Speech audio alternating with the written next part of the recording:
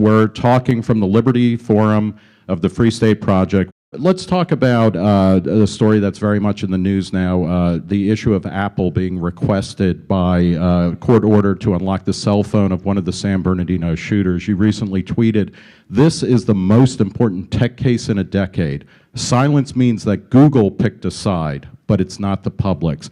Can you elaborate on that? And is Apple really on the public side? And how does strong encryption of personal communication, even when utilized by terrorists, strengthen freedom and liberty? When we think about sort of Apple, are they the big champions of liberty of individual rights? It's not really about that. We're not looking for the perfect heroes here, right? It's don't love the actor, love the act. And what we see is that what the FBI is asking for here, right, is in the wake of the San Bernardino shootings, which are, of course, legitimate crimes. This is an act of terrorism, as it's been described. And they said, all right, we've got this private product out there that was designed to protect the security of all customers, not a particular individual customer, but it's a binary choice. Either all of us have security or none of us have security. And so the FBI went, well, yeah, that's great. But we want you to strip out some essential protections that you built into this program so that we can attack the program in a certain way. And as a technologist, this is deeply disturbing to me because I know that we've had laboratory techniques since the 1990s that allow us, I apologize, laboratory techniques since the 1990s that allow the FBI and other organizations that have incredible resources to unilaterally mount hardware attacks on the security of these devices, to re-engineer their software without compelling private actors, private enterprises, private individuals to work contrary to their will. Now, prior to this, there are important court precedents that have equated code to speech. It's an act of creation, an act of expression, when you're programming something, which is no different than sort of writing a paper or building a house. These are things that are guided by your intention. And if the government can show up at any time to any house of any individual and say, regardless of your intention, regardless of your ideas, regardless of your plan, you don't work for you, you work for us, that's a radically different thing. And whether it's Apple or Google or anybody else, somebody else who at least challenges that assertion of authority and allows us to litigate that both in the courts and in the public domain, this is critical.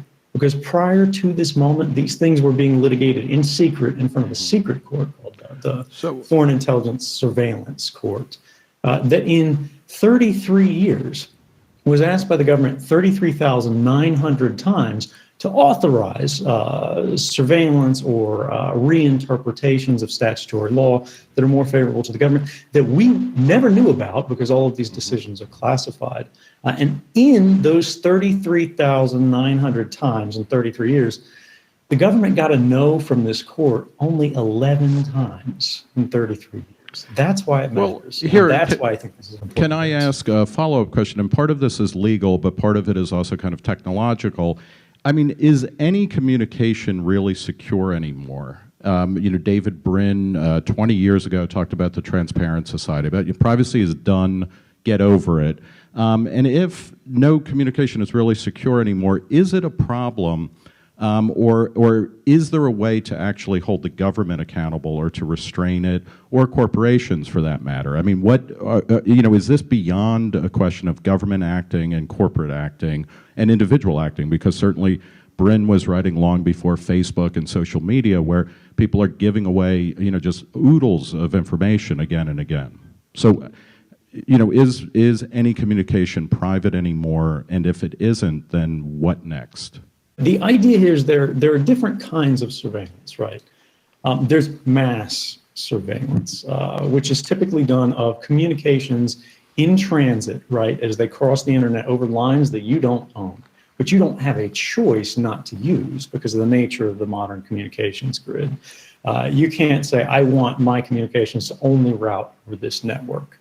once they leave your home, once they leave your handset for your cell phone or whatever device you're using, it's out of your control and it gets routed invisibly across borders, across systems, across enterprises.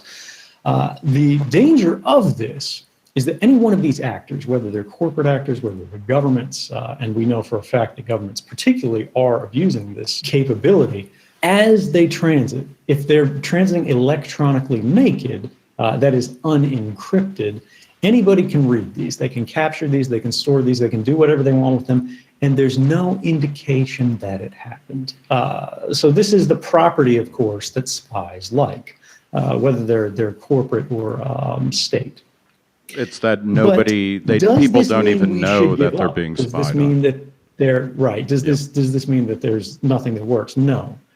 There are ways to shelter the content of the communication, which is basically, if you think about what's in the email, what's in the order that you register with Amazon.com, or the call that you made on a voice over IP system, or the text message that you send through a certain app, they can no longer read that.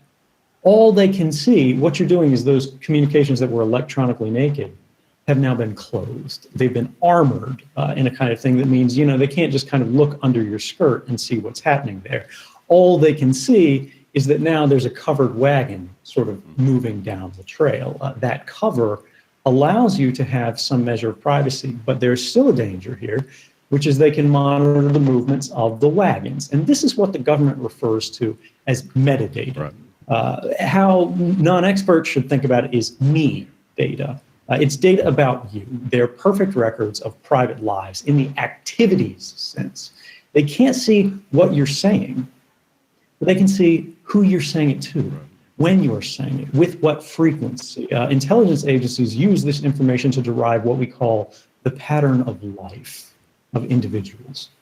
And it's very much the same as what a private eye would develop and create and store if they were following you around all day. They can't sit beside you at every cafe you go into, because you'll notice, hey, that's the same guy that was there all the time, or why is this guy leaning over to my table to hear my conversation?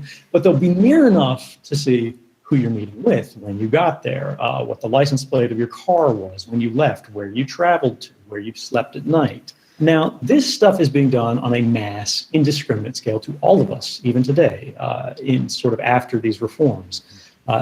The government stopped holding these repositories of data for a particular phone collection program, who everybody in the country calls. But they said the phone companies can still hold this information, and we'll just ask them for it.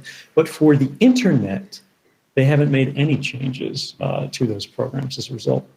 Now, when we talk about the direct factual challenges there are 2 points. One is armoring the in-transit communications. This is a principle called end-to-end encryption. Now, the founding fathers in the United States used encryption to protect their communications. Benjamin Franklin created a number of enciphering systems himself because he recognized that when great power has intensely detailed private information about the political activities of groups that are acting in manners that they would find inconvenient or burdensome, it's going to be a very short revolution and we would have lost. So they've sort of asserted means of defense. That is what is happening today for the internet as a standard. It's not targeted against the United States government.